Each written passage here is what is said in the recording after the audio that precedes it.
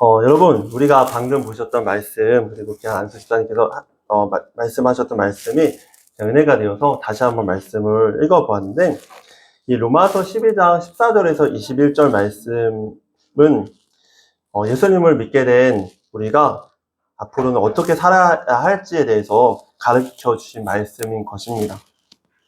이 말씀에서 하나님의 뜻은 우리가 악을 악으로 갚지 말고 오히려 우리에게 해를 끼친 사람들을 용서하고 악을 선으로 이기라 라고 말씀하신 것입니다. 그럼 우리가 이렇게 살 수 있을까요? 맞습니다. 우리가 정말로 하나님이 살아계시고 그리고 지금도 우리 삶에 선하게 이끄시고 계시다는 것을 정말로 믿는다면 이러한 삶이 가능할 것입니다. 그런데 우리가 믿음이 없다면 이것은 불가능한 것이죠. 왜냐하면 이것은 손해보는 삶이기 때문입니다. 세상에 믿음이 없는 사람들이 사는 방법은 눈에는 눈, 이에는 이로서 살아가죠. 왜냐하면 이것이 공평한 방법이라고 생각하며 살기 때문인 것입니다. 고대시대 때 해를 끼친 사람은 그거의 10배, 20배, 100배로 갚아줘야 내가 승리하였다라고 생각하였답니다.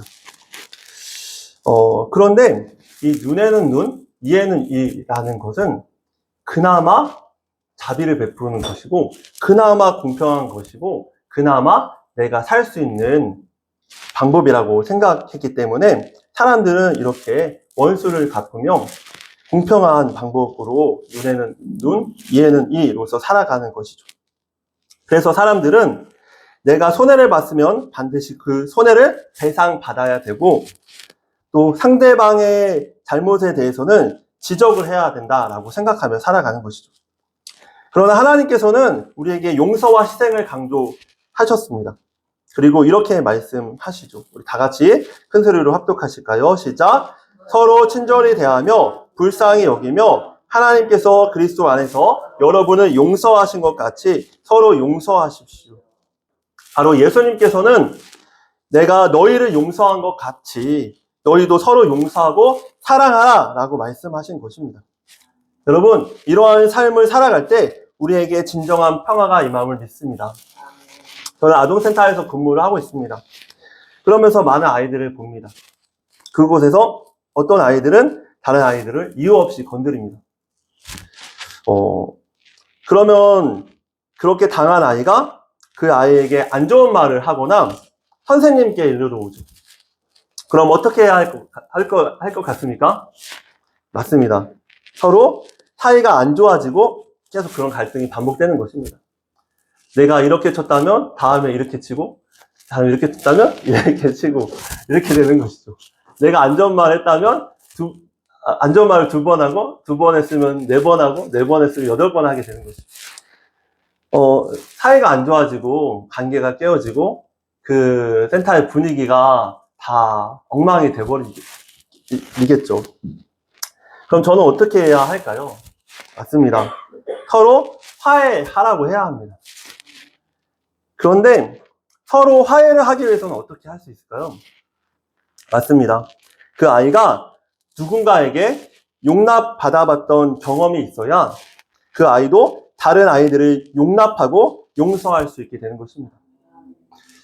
그 아이들이 용납하고 용서할 수 없는 이유는 때로는 그러한 용납의 경험, 용서의 경험이 자신에게 많이 없기 때문에 그래서 그런 것이 아닐까 하는 생각을 합니다. 그런 의미로 우리가 더욱더 선생님들이 더욱더 아이들을 용납해주고 용서해 주어야 되죠. 그래야 아이들도 서로 용서를 배우고 용납을 배우며 이에는 이, 눈에는 눈 혹은 10배로 갚고 100배로 갚는 삶이 아니라 오히려 정말 해를 끼친 친구를 용서하고 사랑하는 그런 존중과 배려의 삶을 배우게 될 것입니다. 사회에서도 마찬가지입니다. 때로는 우리가 불합리한 경험을 많이 겪지요. 저 또한 부끄럽지만, 그때 주차 문제로 인해서 너무 화가 나가지고 좀 안 좋은 말을 했었는데, 저 또한 배워야 하는 것이죠. 때로는 직장에서, 때로는 가정에서도 그럴 수 있고, 때로는 운전을 하거나 밖에서 다른 사람을 만나며 당황스러운 경험을 하게 됩니다. 상식적이지 않고 너무 무례하고, 또 때로는 우리가 그렇게 용서하고 사랑했는데 더 100배로 그렇게 약간 그런 당하는 느낌을 받으면 뭔가 내가 괜히 말했나? 괜히 했나? 손해보는 것 같고 그렇게 살아가는 것이죠. 다음부터는 그러지 말아야겠다. 나도 내 주장을 해야겠다. 이렇게 생각하는 것이죠. 이것이 세상에 사는 사람들의 방식인 것입니다. 저 또한 그렇습니다. 그럴 때 우리는 어떻게 할 수 있을까요? 맞습니다. 하나님의 방법을 택해야 하는 것이죠. 그럼에도 불구하고 용서해야 하는 것입니다. 용서하고 용납해야 합니다. 화해하고 때로는 희생하고 사랑해야 합니다. 그런데 어떻습니까? 억울하지 않나요? 나만 손해보는 것 같지 않으십니까? 뭔가 그렇게 사는 것이 바보처럼 느껴지진 않으십니까? 그런데 그거 아십니까? 세상은, 그리고 하나님께서는 이러한 바보들을 통해서 일하시고 계시다라는 것입니다. 세상은 바보처럼 착하게 사는 사람들을 통해 유지되어 왔다라는 것을 우리는 기억해야 합니다. 뭔가 이기적으로 사는 사람들이, 혹은 남에게 피해를 주면서 사는 사람들이 잘 사는 것처럼 보일지 모르겠지만, 사실 그런 사람들은 자신과 또한 자신이 사는 사회를, 또는 가정을 망가뜨리고 있었다고 볼 수 있는 것입니다. 그러나 뭔가 자신은 손해보는 것처럼 보였던 사람들이고, 남들을 위해서 살고 어쩌면 자신은 바보처럼 사는 것처럼 보이는 사람들을 통해 우리 사회는 좀 더 따뜻하게 그리고 평화롭게 유지되어 왔다고도 볼 수 있을 것 같습니다. 앞서 보셨던 하버트 선교사님 혹은 장기려 박사님과 같은 분들이 그런 분들이실 겁니다. 앞서 하버트 그 선교사님을 보셨겠지만, 그분은 영국에서 좋은 대학을 나오시고 아버지의 병원을 물려받을 그런 준비가 되어 있으셨다고 합니다. 그런데 하나님의 뜻을 쫓아 우리나라까지 오신 거잖아요. 바보죠, 그죠? 바보잖아요, 그죠? 근데 하나님은 바보 같은 그분을 통해서 우리나라의 혈액을 탈취시키셨잖아요. 많은 사람을 살리신 거죠. 아마도 이런 분들을 통해서 우리 사회는 좀 더 따뜻하고, 이분들을 통해서 하나님의 나라가 확장되어 가고 있는 것이죠. 그리고 어쩌면 이런 분들과 다르게 이름도 없이, 아예 이름조차 없이 사셨던 많은 분들이 그런 분들이라고 생각됩니다. 그럼 어떻게 하면 이렇게 바보처럼 손해보는 것처럼 희생하며 용서하며 사랑하며 살 수 있을까요? 바로 하나님의 계심을 믿으면 그렇게 살 수 있답니다. 왜냐하면 하나님께서는 그렇게 이기적으로 사는 사람들을 축복해 주시는 하나님이 아니라, 먼 날 저 천국에서는 분명히 이렇게 희생하고 사랑하며 손해보며 살았던 바보들을 분명히 뛰어가셔서 안아주실 그 우리의 아버지심을 믿기 때문인 것이죠. 세상에서는 인정받지 못하고, 세상에서는 때로는 바보처럼 여겨질지라도 우리 하나님 아버지께서는 살아계시고, 그리고 저 천국에서 훗날 우리를 따뜻하게 안아주실 것을 믿는다면 우리가 이렇게 살아갈 수 있는 것입니다. 우리는 수없이 믿음의 싸움을 합니다. 하나님이 계시다면 내 삶이 어떻게 이럴 수 있을까? 하나님이 계시다면 이 세상이 이렇게 악할 수 있을까? 하나님이 우리를 사랑하신다면 우리에게 이러한 어려움을 그냥 내버려 두실 수 있을까? 하는 수없는 믿음의 싸움을 하게 되지요. 그렇다면 우리는 이러한 순간 가운데 하나님이 살아계시다는 것과 우리를 끝까지 사랑하신다는 우리의 이 믿음을 포기해야 하는 것일까요? 그럴 수 없습니다.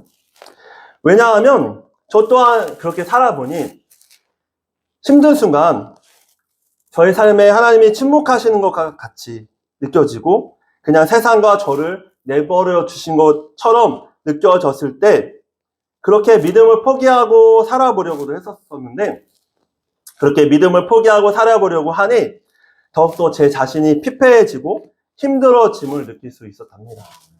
그때 깨달았던 것이 하나님이 살아계셔서 지금도 나를 끝까지 사랑하시고 계시고 이 세상을 끝까지 사랑하고 계신다는 것을 믿는 믿음이 제 삶을 지탱해주는 엄청난 힘이라는 것을 깨달을 수 있었답니다. 그런 의미로 우리 모두가 정말 그럼에도 불구하고 그 믿음을 우리를 사랑하시고 이 세상을 끝까지 지키시고 보호하고 계시다는 그 하나님에 대한 믿음을 포기하지 마시길 바랍니다.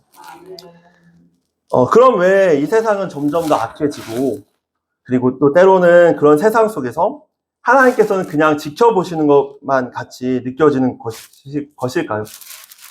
바로 선하신 하나님이 계시듯이 이 세상에는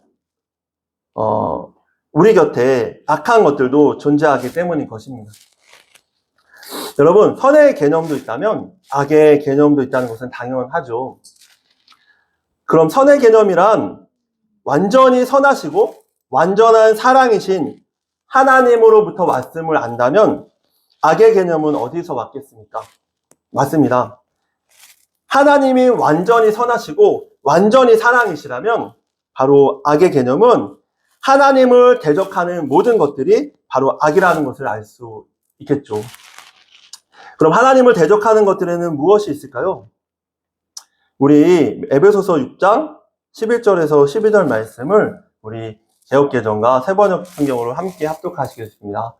마귀의 관계를 능히 대적하기 위하여 하나님의 전신갑주를 입으라. 우리의 씨름은 혈과 육을 상대하는 것이 아니요 통치자들과 권세들과 이 어둠의 세상 주관자들과 하늘에 있는 악의 영들을 상대함이라. 악마의 관계에 맞설 수 있도록 하나님이 주시는 온몸을 덮는 갑옷을 입으십시오. 우리의 싸움은 인간을 적대자로 상대하는 것이 아니라 통치자들과 권세자들과 이 어둠의 세계의 지배자들과 하늘에 있는 악한 영들을 상대하는 것입니다. 아멘. 여러분, 하나님을 대적하는 모든 것이 악이라고 말씀을 드렸습니다. 그러한 악한 것들을 우리는 크게 세 가지로 구분할 수 있는데 함께 외쳐보시겠습니다. 시작! 세상, 육신, 마귀. 여러분, 세상은 무엇일까요? 바로 세상은 우리를 둘러싼 악입니다. 바로 하나님께 등 돌린 이 세상의 악함이 우리를 둘러싸고 있는 것이죠. 우리가 잘 아시는 것 같이 우리가 사는 이 세상, 사회, 그리고 뉴스만을 보더라도 우리를 둘러싼 이 세상이 정말 악함을 우리는 너무나도 잘 알 수 있는 것 같습니다. 잘못된 법이나 잘못된 관습들, 그리고 그 법과 관습대로 살아가는 많은 사람들, 그리고 하나님의 선하신 뜻과 배치된 사회 문화 등이 바로 세상 속의 악인 것입니다. 그럼 육신은 무엇일까요? 따라해 보실까요? 우리 안에 있는 악한 욕심, 욕망, 야망 등인 것입니다. 육신은 몸이 아닙니다. 몸 자체는 악하지 않죠. 그런데 우리의 마음속에 자리한 우리 안에서 하나님을 대적하고자 하는 악한 욕심들이 문제인 것입니다. 다니엘 기도회를 들으면서 제게 주시는 한 가지 마음이 있었습니다. 그것이 무엇이었냐면 욕심대로 살지 말고 하나님의 말씀에 순종하며 살 때 하나님의 뜻을 이루어 드릴 수 있지 않을까, 하나님의 편에 설 수 있지 않을까, 하나님 안에서 살 수 있지 않을까, 이런 마음이었습니다. 저도 욕심이 있죠. 그리고 때로는 그것이 하나님의 이름을 위한 것이라고 포장되어 살아갔었던 것 같기도 합니다. 그 안에 저의 자그마한 약간 명예와 저 자신의 약간 높이고자 하는 그런 마음이 섞여 있는 거죠. 그런데 인생을 행복하게 사는 방법은 욕심을 버리고 하나님 안에서 행복하게 살아가는 것이 겠구나라는 생각을 하였습니다. 이 또한 마찬가지입니다. 육신은 바로 우리 안에 있는 우리 악한 욕심, 우리를 높이려는 마음, 욕망, 야망 등인 것이죠. 그럼 마지막으로 마귀 혹은 사탄이라고도 하고 악마라고도 하는 존재는 어떤 존재일까요? 따라해 보실게요. 마귀란 하나님을 대적하여 하나님보다 자신을 높이려 하는 악한 존재입니다. 악한 영을 말하죠. 여러분, 악한 영이 존재한다는 걸 믿으십니까? 성경의 수많은 곳에 악한 영의 존재를 이야기하고 있고, 예수님이 공생애를 시작하시기 전에 40일 동안 광야에서 악한 영과 함께 싸워서 승리하신 이야기도 우리가 잘 알고 있는 것이죠. 그리고 예전에 말씀드렸던 것처럼 그런 무당의 굿을 할 때 작도를 타는 것이라든가 아니면 그 안에서 악한 그 기운이라든가 그런 영의 그런 역사가 일어나는 것들을 보면 우리는 악한 영이 이 세상에 하나님이 존재하시듯이 존재하고 있다는 것을 우리가 잘 알 수 있는 것입니다. 그런데 이 악한 영이 그냥 가만히 그곳에 존재하면 상관이 없겠지만 이 악한 영들은 우리에게 어떠한 영향을 끼치기 때문에 그것이 문제라는 것이죠. 그럼 악한 영들은 어떠한 영향을 우리에게 끼칠까요? 따라해 보실게요. 악한 영들은 우리에게 악한 영향력을 끼칩니다. 선한 영향력이라는 말이 많이 있죠. 그래서 우리가 선한 영향력을 행해야 한다라는 말을 많이 합니다. 그런데 마찬가지로 선한 영향력이 존재하듯이 악한 영향력도 우리에게 엄청난 영향을 끼치는데 우리 악한 영은 우리에게 어떠한 영향을 끼치는지 요한복음 10장 10절 말씀을 함께 합독하시겠습니다. 시작! 도둑이 오는 것은 도둑질하고 죽이고 멸망시키려는 것뿐이요 내가 온 것은 양으로 생명을 얻게 하고 더 풍성히 얻게 하려는 것이다. 요한복음 10장 10절 말씀입니다. 여러분, 이처럼 하나님, 예수님, 성령님께서는 우리에게 선하신 영향력으로 우리를 살리시고 회복시켜 주시고 주님의 평안 가운데 이 세상에서도 행복하게 살아갈 수 있도록 도우시고 마지막 날 우리를 건지셔서 천국 가게 해주시는 분이십니다. 그러나 악한 마귀, 악한 것들은 우리에게 악한 영향력을 끼치는데 따라해 보실게요. 바로 우리를 속여서 우리가 누릴 수 있는 하나님 안에서의 행복한 삶을 빼앗고 결국 우리를 죽게 만듭니다. 아멘이시죠? 그런 의미에서 악한 사탄, 마귀 혹은 악마와 같이 귀신과 같이 이 악한 영이 우리에게 하는 일들이 있습니다. 크게 세 가지인데 우리 큰 소리로 읽어보시겠습니다. 시작! 의심, 유혹, 속임수. 여러분, 이 세상에서 행복하게 잘 사는 비결이 뭘까요?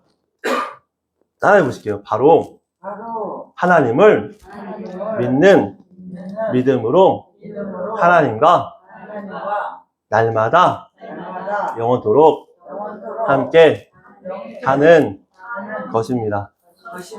이게 저의 결론이었습니다. 그런데 사탄, 마귀, 악마, 귀신들은 이것들을 싫어하죠. 그죠? 그래서 우리를 속이고 빼앗고 멸망시켜서 결국은 우리를 죽게 만드는 것이 사탄, 마귀의 그런 계략이라고 했잖아요. 그것을 위해서 가장 중요한 게 무엇이냐면 바로 의심입니다. 바로 하나님의 사랑을 의심하게 만드는 것이죠. 우리를 사랑하시는 사랑을 그리고 이 세상을 살아가신다는 그 사랑을 의심하게 만들어 결국엔 내 마음대로 사탄의 속임에 따라서 내 뜻대로 살게 만드는 것. 그것이 바로 사탄의 전략인 것입니다. 우리 창세기 3장 1절과 마태복음 4장 3절 말씀을 함께 합독하시겠습니다. 뱀은 주 하나님이 만드신 모든 들짐승 가운데서 가장 강교하였다. 뱀이 여자에게 물었다. 하나님이 정말로 너희에게 동산 안에 있는 모든 나무의 열매를 먹지 말라고 말씀하셨느냐? 네, 이렇게 속이는 것이죠. 그리고 두 번째 같이 합독하시겠습니다. 시작. 그런데 시험하는 자가 와서 예수께 말하였다. 내가 하나님의 아들이거든 이 돌들에게 빵이 되라고 말해보아라. 그냥 보기에는 어색함이 전혀 없는 것 같죠. 맞는 말 같죠. 그런데 이것은 사단의 속임입니다. 그리고 사단은 이러한 속임으로 거짓말을 하여 하나님이 우리를 얼마나 사랑하시는지를 흐트러 버리십니다. 흐트러 버린답니다. 하나님께서는 이렇게 말씀하신 바가 없죠. 그죠? 모든 나무의 열매를 먹지 말라고 하시지 않고 오직 모든 열매를 먹어도 좋다. 왜냐하면 내가 너를 사랑하기에. 그러나 이 선악과 하나는 먹지 말아라. 왜냐하면 하나님의 권위를 위해서, 하나님의 관계를 위해서 이 규칙을 세워주신 것입니다. 그런데 사단은 하나님의 사랑을 의심하게 만드는 것입니다. 두 번째로 하나님께서는 우리의 정체성을 흔들어 버립니다. 하나님께서는 우리를 사랑하셔서 하나밖에 없는 아들 예수 그리스도를 주시기까지 우리를 사랑하셨습니다. 그리고 예수님을 믿으면 예수님의 죽으심으로 말미암아 주신 은혜로 말미암아 우리를 자녀 삼아 주시겠다라고 약속하셨죠. 그런 의미로 하나님을 믿는 우리들은 하나님의 자녀라는 정체성을 가지고 있습니다. 하지만 사탄은 그 정체성을 흔들어 버리는 것이죠. 마치 마태복음 4장 3절의 말씀처럼 말입니다. 마태복음 4장 3절에 예수님은 누구십니까? 하나님의 아들이십니다. 그런데 사단은 이렇게 말합니다. 너가 만약 하나님의 아들이거든 이것들을 행해보아라. 이렇게 말씀하는 거죠. 무슨 말씀이실까요? 우리는 하나님의 자녀죠. 우리가 때로는 죄를 짓건 때로는 잘못하건 혹은 잘하건 어떠한 돈이 많건 부유하지 가난하건 상관없이 우리는 하나님의 자녀인 것입니다. 근데 사탄은 이렇게 의심합니다. 너가 하나님의 자녀라면 선하게 살아야지. 너가 하나님의 자녀라면 이러한 능력을 행해야지. 너가 하나님의 자녀라면 하나님이 복을 많이 주셔서 부자가 돼야지. 그런데 너 현재 너를 봐. 죄를 많이 짓잖아. 가난하잖아. 하나님이 너희 기도 하나도 안 들어주시잖아. 그런데 어떻게 너가 하나님의 자녀야? 이렇게 속여버리는 것이죠. 우리는 그 자체로 하나님의 자녀인데 예수님은 그 자체로 하나님의 아들인데 사단은 예수님이 무엇을 행하셔야지만 하나님의 아들인 것처럼 우리가 무엇을 행해야지만 무엇을 얻어야지만 하나님의 자녀인 것처럼 우리를 속이는 것입니다. 이렇게 하나님의 사랑을 의심하게 만들죠. 또 사단은 이러한 의심을 위해 두 가지 전략을 우리에게 행합니다. 첫째로는 따라해 볼게요. 유혹. 둘째로는 속임수. 유혹과 거짓말로 우리를 속여서 결국에는 하나님을 의심하지 하게 만드는 것입니다. 네.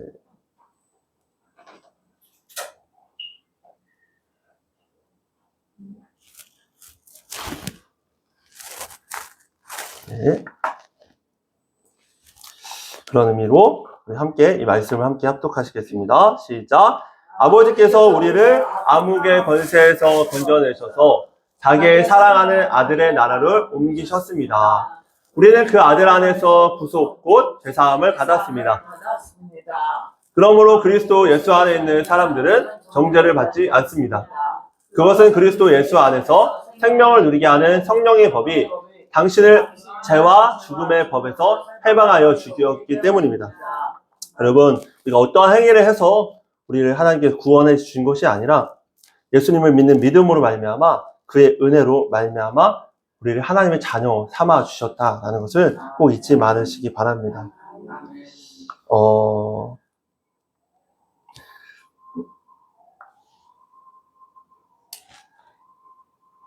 사탄은 우리에게 하나님의 사랑을, 우리의 정체성을 의심하게 만듭니다. 그리고 유혹과 속임수라는 전략으로 하나님과 우리의 관계를 떼어버리려고 하죠. 하나님과 우리와의 관계가 떼어질 수 있는 유일한 방법이 있는데 그것이 무엇이냐면 우리 하나님을 의심하는 것입니다. 하나님은 절대 우리를 포기하지 않으십니다. 그런데 우리가 그 하나님의 사랑을 붙잡지 않으면 하나님과 떨어져서 살아갈 수밖에 없게 되는 것이죠.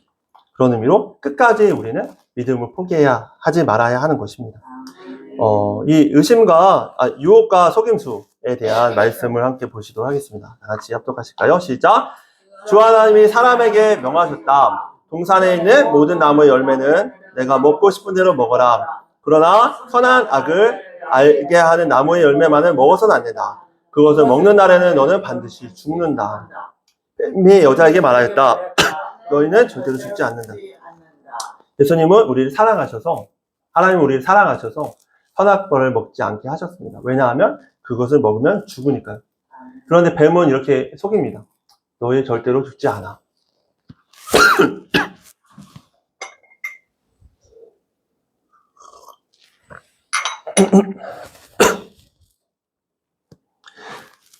독약이 들어있다면 제가 죽었겠죠. 그래서 먹지 말라고 하신 건데 독약을 먹고도 죽지 않아 라고 말한 것이죠. 아이들과 솔로몬에 대해서 배웠습니다. 솔로몬을 통해 볼 때 하나님께서는 그렇게 말씀하셨습니다. 이 밤 여인들과 결혼하지 마라. 왜냐하면 그리하면 그 여인들이 너가 늙어서 너의 마음을 혼탁케 하여 우상을 섬기게 될까 걱정되기 때문이다. 이렇게 하나님께서 말씀하셨죠. 그런데 그 솔로몬은 그 말씀보다 자신의 생각을 따라서 결국에는 세상의 방법대로 많은 이방의 여인들을 결혼하여 세상적인 평화를 누리려고 합니다. 결국에는 어떻게 되었냐면 하나님의 방법대로, 하나님의 말씀대로 그의 평화가 깨어지게 되었다는 것을 우리가 알 수 있는 것이죠. 마찬가지로 사탄은 우리에게 여전히 이렇게 우리를 시험합니다. 세상에서 볼 때는 그렇게 그런 방법을 택하고 걸어가야 하지만 성공하는 것 같이 보이고 때로는 그렇게 하는 것이 행복한 것처럼 보이게 만드는 것이죠. 그러나 성경 말씀에서는 분명히 그것을 행하면 너는 반드시 죽는다 라고 말씀을 하고 있는 것이죠. 뱀은 우리에게 말합니다. 안 죽어. 더 행복하게 될 거야. 잘 될 거야. 이렇게 속이는 것이죠. 여러분, 우리는 이러한 뱀의 속임에 빠져 사는 것이 아니라 하나님의 말씀을 따라 정말 하나님의 말씀대로 정말 그 평화를 누리며 살아가는 우리 모두가 되시기를 축복합니다. 결국에는 우리는 이렇게 사단의 유혹으로 속임수로 죄를 짓습니다. 결국에는 어떻게 될까요? 결국에는 그거를 올무로 삼아 사단은 우리를 정죄합니다. 너 이렇게 행했지? 그러니까 더 이상 너는 사랑받을 가치가 없어. 그러니 너는 이제 더 이상 희망이 없어. 하나님은 널 안 사랑해. 이렇게 속이는 것이죠. 정죄를 하고 결국에 하나님의 사랑을 의심하게 하고 하나님과의 믿음을 떠나게 해서 결국에는 우리를 죽게 말라서 나뭇가지가 떨어져서 말라서 죽게 되는 것처럼 우리를 생명나무이신 하나님께로 떨어뜨려서 말라서 죽게 만드는 것입니다. 여러분, 저도 이렇게 살아봤는데 이렇게 살아보니 어떻게 되는지 아십니까? 더 이상 희망이 없어집니다. 죄를 짓죠, 그죠? 사람은. 그러고 하나님이 날 사랑하시지 않는 것 같은 그런 느낌을 받게 되죠. 사단의 정죄를 받게 되죠. 나는 더 이상 사랑받을 자격이 없어. 그렇게 살게 될 땐 더 이상 희망이 없어집니다. 하나님을 떠나서는 우리가 희망이 없습니다. 오직 예수님의 보혈의 피로 말미암아 우리가 희망이 있는 것입니다. 그럼 아무 희망이 없어지면 사람이 어떻게 되는지 아십니까? 맞습니다. 두 가지 길을 걷게 되는데, 하나는 삶을 포기하여 자살하게 됩니다. 희망이 없으니까 그냥 죽는 게 나아, 이렇게 생각하게 됩니다. 두 번째로는 죽는 건 못하겠으니까 그냥 되는 대로 살게 됩니다. 하나님께서는 우리를 향하신 선하신 계획이 있으신데, 우리를 회복시켜서 변화시켜서 정말 거룩하게 하나님의 뜻대로 살게, 행복하게 살게 하시길 원하시는데 그냥 되는 대로 살게 되는 거죠. 희망이 없으니까. 이것이 사탄이 우리에게 바라는 것들입니다. 그런데 여러분, 그때 그러면 우리가 어떻게 해야 하는지 아십니까? 희망이 없어 보이고 사단의 정죄가 너무 심해서 더 이상 하나님께서 나를 사랑하시지 않는 것 같이 느껴질 때에도 우리가 어떻게 해야 하는지 아십니까? 맞습니다. 끝까지 하나님의 사랑을 의심하지 말아야 합니다. 내가 죄를 지었음에도 불구하고 나를 사랑하시는, 그래서 죽기까지, 예수님 보내시기까지 나를 사랑하셨던 그 하나님의 사랑을 의심하지 말아야 하는 것입니다. 끝까지 그 하나님의 사랑을 다시 믿고 다시 회개하고 죄에서 돌이켜 하나님 앞으로 나아가야 하는 것입니다. 여러분, 죄를 지었다고 교회를 나오는 것을 포기하지 마시기 바랍니다. 여러분, 하나님께서 끝까지 우리를 포기하지 않으시는 여러분의 하늘 아버지이십니다. 그러니 가장 빠른 길이 하나님의 사랑을 끝까지 믿고 아버지께로 돌아오는 길이라는 것을 꼭 잊지 마시기 바랍니다. 아버지께로 돌아간 탕자처럼 말입니다. 여러분, 그러면 우리의 자리는 어디일까요? 앞서도 보셨던 말씀, 바로 하나님의 나라입니다. 우리의 자리는 자기의 사랑하는 아들의 나라로 옮기신 것입니다. 끝까지 주님 안에 있을 때 주님께서는 우리를 결코 정죄하지 않으십니다. 우리 사랑으로 감싸주시죠. 엊그제 전던 선교사님의 이야기를 들었어요. 그래서 전던 선교사님은 인도 선교사님이신데 그분이 깡패 출신이시랍니다. 그런데 하나님이 그분을 어떻게 쓰시냐면 기적을 행하시고 사람을 살리시고 인도 땅을 구원하시는 구원의 도구로 쓰고 계십니다. 무슨 말씀일까요? 하나님께 회개하고 돌이켜서 하나님께로 따라갈 때 하나님께서는 결코 정죄하지 않으시는 분이시라는 것입니다. 오히려 하나님께서 그를 변화시켜서 영광의 도구로 쓰시죠. 여러분, 하나님께서 그렇게 하실 수 있다면 분명한 것은 하나님께서 우리도 그렇게 하실 수 있다는 것을 꼭 믿으시기 바랍니다. 여러분, 우리는 악한 영의 지배에서 예수님의 영광의 왕국으로, 나라로 옮겨졌습니다.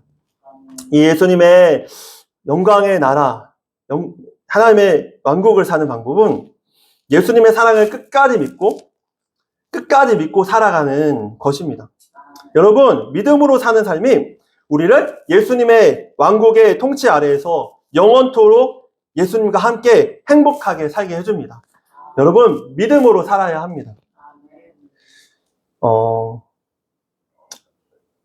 시간이 많이 없어서 넘어가겠습니다. 마지막 말씀입니다. 그럼 믿음으로 살기 위해서 이 악한 영의 공격에서 우리가 승리하기 위해서 어떻게 해야 할까요? 우리 이 말씀을 함께 보시도록 하겠습니다. 전신갑주에 대한 말씀인데 세번역 성경으로 이해하기 쉽게 가져왔습니다. 10절부터 19절 말씀 좀 길지만 제가 한 절, 여러분들 한 절씩 교독하시겠습니다. 끝으로 말합니다. 여러분은 주님 안에서 그분의 심찬 능력으로 굳세게 계십시오. 악마의 관계에 멈출 수 있도록 하나님이 주시는 온몸을 덮는 갑옷을 입으십시오. 우리의 싸움은 인간을 적대자로 상대하는 것이 아니라 통치자들과 권세자들과 이 어두운 세상의 지배자들과 하늘에 있는 악한 영들을 상대하는 것입니다. 그러므로 하나님이 주시는 무기로 완전히 무장하십시오. 그래야만 여러분이 악한 날에 이 적대자들을 대항할 수 있으며 모든 일을 훈련 위에 할 수 있을 것입니다. 그러므로 여러분은 진리의 허리를 동이고 정의의 가슴막이로 가슴을 가리고 버티어 서십시오. 발에는 평화의 복음을 전하는 차비를 하십시오. 이 모든 것에 더하여 믿음의 방패를 손에 드십시오. 그것으로써 여러분은 악한 자가 쏘는 모든 불화살을 막아 꺼버릴 수 있을 것입니다. 그리고 구원의 기도를 받고 성령의 검고 하나님의 말씀을 받으십시오. 온갖 기도와 간구로 언제나 성령 안에서 기도하십시오. 이것을 위하여 늘 깨어서 끝까지 참으면서 모든 성도를 위하여 간구하십시오. 다 같이 또 나를 위하여 기도하기를 내가 입을 열 때에 하나님께서 말씀을 주셔서 담대하게 복음의 비밀을 알릴 수 있게 해달라고 하십시오. 아멘. 처음에 제가 저희 죄를 어떻게 하면 이길 수 있을까 씨름하며 평생을 살았다고 했잖아요. 근데 전신갑주 말씀이 너무 뜬구름 잡는 것 같은 거예요. 뜬구름.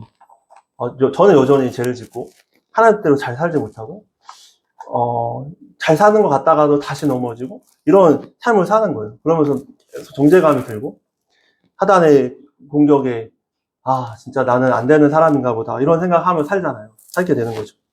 그러면서 들었던 게 제가 목회를 포기할까라고 생각했었던 가장 큰 이유가 뭐냐면 이런 내가 무슨 목회를 하나 이런 정죄감이 엄청 많이 들었었어요.